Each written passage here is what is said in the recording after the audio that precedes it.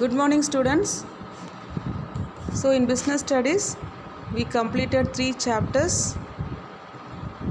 So, today we are going to start the 4th chapter, that is business services. Okay.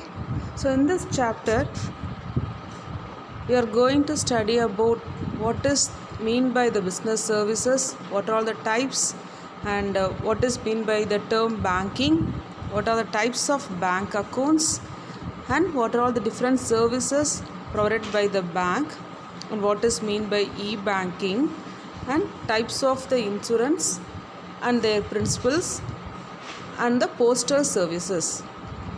So these are all the topics covered in this chapter. Okay, so first we are going to study about the what is mean by the business services. So we already know.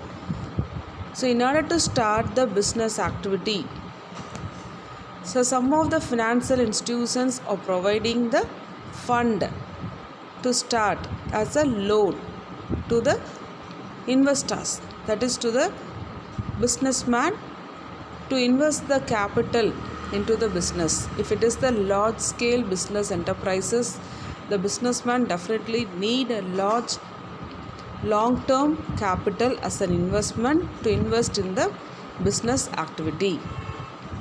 Okay, so the service sector includes the commercial firms which is engaged in the banking services, communication, transport, insurance and warehousing. Okay, so these are all the sectors providing the services to the business or other business activity to start the industries with a proper amount of capital. Okay, so the service sector constitutes the basic infrastructure which is the most important to carry the business activity very smoothly. Okay, so in recent past, that is the role of the service sector in the Indian economy is growing very faster than the agriculture and the industry. So the service sector role is growing very fast when comparing to the agriculture sector and industrial sector. And the variety of services are also available to meet the changes of economy and the requirements of investors. Okay, so what is the need of providing the services by this sector? What is the need? What is the main motive? To meet the changes of the economy. Economy means economical condition.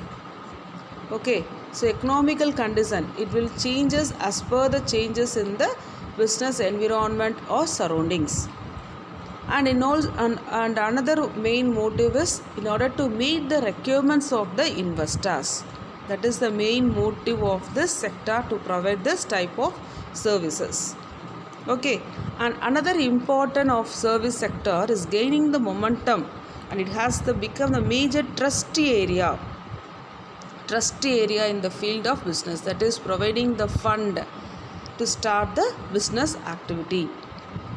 Okay, so this is the meaning of the term service sector, and what are all the services provided by this sector, what is the main motive of this sector. Okay, so next we are going to study about some of the important characteristics or features or nature of business services. The first one is the intangible. What is that? Intangible. That is, intangible means which cannot be seen or touched. So we can only feel the services. We can only able to feel the experience only. We cannot find the quality of the services before taking into. So only after using that service, that is only after feeling that service, we can able to explain about the quality of the service which is provided by the particular sector. I'm right. So one can find out the quality only after getting the experience of that services from that particular sector. So the supplier must try to offer good quality to services to the customers. So what is the main work of the suppliers in order to give the full satisfaction of the customers, to satisfy the customers, so that they demand them again after getting the experience. So whenever after getting the full after getting the experience of that service from that particular sector, so whenever they want the need, definitely in order to satisfy their demand, they will definitely approach that sector. Because what is the important factor? Only on the basis of the quality of the service provided by that particular sector, that is the intangible. So it is one of the important feature of the business services. Okay, the next one is lack of homogeneity or inconsistency. Lack of homogeneity or inconsistency. So services have to be performed each time according to the demand and expectation of the each customers. So the services should be performed or have to be performed only on the basis of the demand and expectation of the each customers.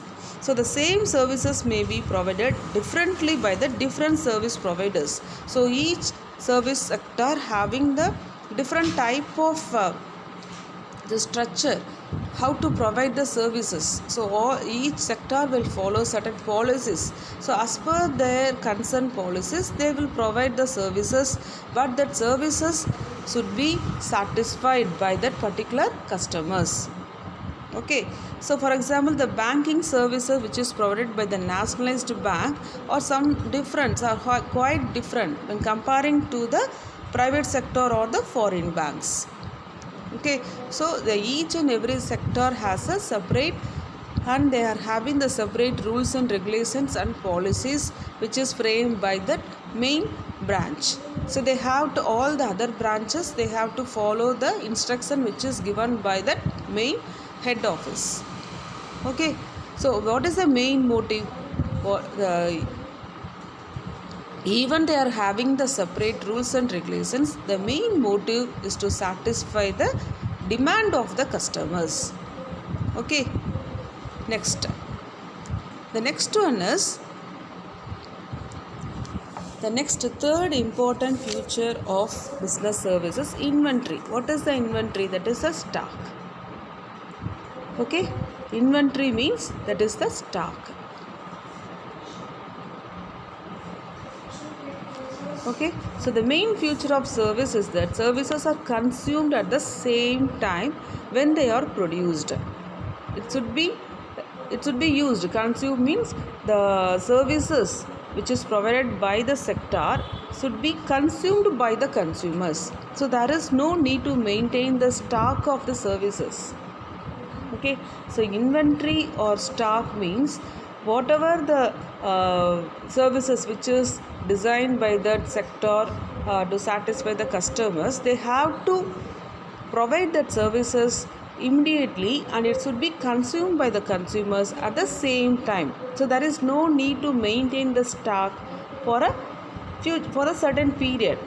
Okay, so if service is not consumed immediately, then it is the total loss for that particular concern.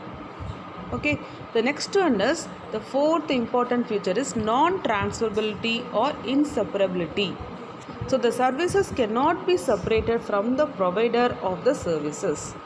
So it is not easy to separate the services from the provider who is providing the services. That is called as a non-transferability.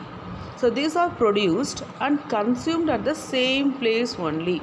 So the services which are produced and it should be consumed at the same place.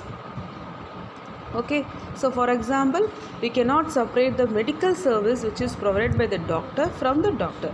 That is, what is the main motive of the what is the main motive for them providing the medical services? So it is the non-separability. Okay, the next one is customers' participation or involvement. So to experience the services, the participation of the customer is very essential or important. Okay, these are all the important 5 features of business services. The next one is, what is the difference between the goods and services? What is the difference between the goods and services? The first one is the intangible. So services are intangible, which cannot be seen and touched, but goods are tangible, which can be seen and touched. Okay, and inventory. So inventory on the basis of the services, no requirement to maintain the inventory, but in the case of the goods, inventory, that is a stock, must be maintained for the future period. Okay, next, inseparable. Services cannot be separated from the providers, but the goods can be separated from the providers. Okay, next, standardization. So it is very difficult to standardize and maintain the quality on the factor of services, but the goods can be standardized. What is the nature of the service? So it is an activity or the process, but in the case of good, it is the physical project. It is a physical object. Okay, and next one is the, what is the type? Service is the heterogeneous and goods are the homogeneous. Next, what is the transfer of ownership? In the case of services, the ownership cannot be transferred, but the goods can be. In the case of the goods, the ownership can be transferred from one person to the another person at the time of selling the goods to the customers. Okay, the next one is, what are the types of the services? So there are three types. One is the business services, social services, and personal services. So what is meant by the business services? What is meant by business services? That is the service which are used by the business enterprises to carry out the business activities very smoothly. That is called as business services. What are all the social services? So that is carried, which is the services which are carried voluntarily to achieve the social goal. To achieve the social goal or uplift the society, to make the development in the society. Okay, that is improving the standard of living of the weaker section of the society by providing the some of the services to the people. Okay, so these services are carried out by the government or business enterprises or NGOs, that is non-government organization. That is the social services. Okay, the next one is, what is the next one? Personal services. Next one is the personal services. What are the personal services? Which are experienced differently by the different customers. So these differ according to the service provider as per the sector. Okay, these are all the three important services. What is the first one? Business services, social services, and personal services. Okay, so next we are going to study about various categories of, first we are going to take the first service. What is that? Business services. So in business services there is 5 different categories. What is the first one? Banking, insurance, postal and telecom, warehousing, and transportation. Okay, so what is the first one? That is banking services. So bank is an institution. Bank is an institution which attracts the money on the basis of the deposit. For what purpose? For lending the money to the people who are in need to start some of the activities or start the business activities or company. Okay, so the bankers are not only the money lenders. The bank will lend what is borrow from the others. Okay, so what is the deposit from the others? They will use the deposit amount to give as a loan to the person who are in need to start their business activity. Okay, so next, what are all the type of accounts? The first one is the savings deposit account. We already know all the type of the account because day to day we are carrying out this type of terms, no? That is how to deposit the amount, what are the different types of the account, whether to maintain the account in the bank, whenever we are approaching the bank, they are giving lot of details about that, what is the saving account, what is the benefit of us having the saving account or fixed deposit account, or what is mean by recurring. All the terms we are having the common idea. I'm right? Okay. So the first one is savings deposit account. The person can open a savings deposit account by depositing the small sum of money. What is that? Small sum of the amount of money. Is it a small amount? So he can withdraw the amount from his account whenever it is needed, and can deposit whenever there is a surplus is available. It will be carried out as a deposit in that particular account. Okay va? So depositor is issued a check book and also the passbook. So the depositor is having the two types of book. We are having the two types of book now. One is a check book and the passbook. So all the amounts which are deposited and withdrawn by the depositor are recorded in which book? Passbook. And the rate of interest of the savings deposit is generally lower than the fixed deposit. Okay va? What is the reason? The only reason is the period. Okay, how much period we are making the deposit into the bank. So on that basis only they will provide certain rate of interest. Okay, this is the first type of account. Next one is the current deposit account. Next one is current deposit account. So it is opened by the businessman. So the account holders can deposit and withdraw the money whenever they are needed. So the withdrawals are always made by the check, and the overdraft and credit limit facilities available in this account also. So in current deposit account, so withdrawals are made by the check, and the overdraft and credit limit facility, overdraft means that is the loan, it is available in this account. So no interest is paid on the current account, rather some service charges is charged by the bank for entering the services. So we already know what are all the services which is provided by the banking to the customers. They will charge certain fee, that is the banking fee, which is charged by the bank for rendering certain services to the customers. So for this current deposit account, no interest is paid by the bank. So this statement of account is sent to the account holder every week or month in order to know the transaction which is made during that particular period. Okay, the next one is recurring deposit account. Recurring deposit account. So the depositor can deposit fixed amount, that is the 100 rupees for the fixed period.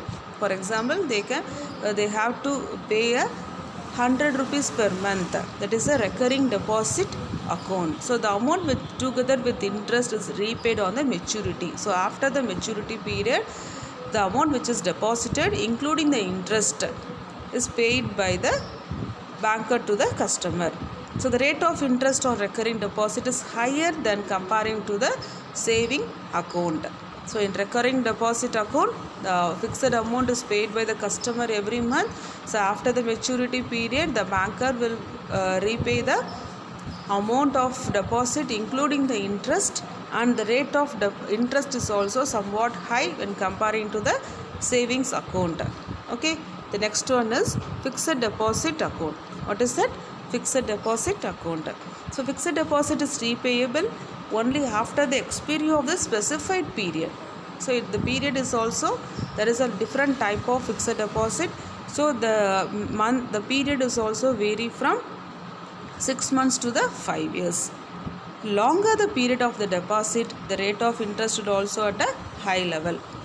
Okay, so the bank issue the receipt to the depositor, that is as we receive the amount, that is acknowledging the receipt, which is called as the fixed deposit receipt, and the rate of interest is also at a high level for the fixed deposit account. Okay, the next one is, the last one is the multiple option deposit account. What is that? Multiple option deposit account. So this account offers the multiple options. They will provide the different type of options to the depositors. So this account can be opened with the combination of the saving account and the current account. Okay, so in this account the depositor can enjoy the liquidity of savings and current account. What is the liquidity? Which can be easily convertible into the cash, okay, of savings and current account, and rate of interest of the fixed deposit. So the person who is deposited in this type of account, they can enjoy the benefit, and they can able to withdraw the amount from the saving account and also the current account, and also they can utilize the interest on the fixed deposit.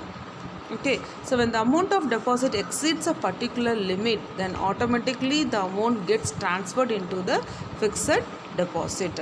So if the amount is exceed a particular limit, then the exceed amount, it will be transferred to the fixed deposit.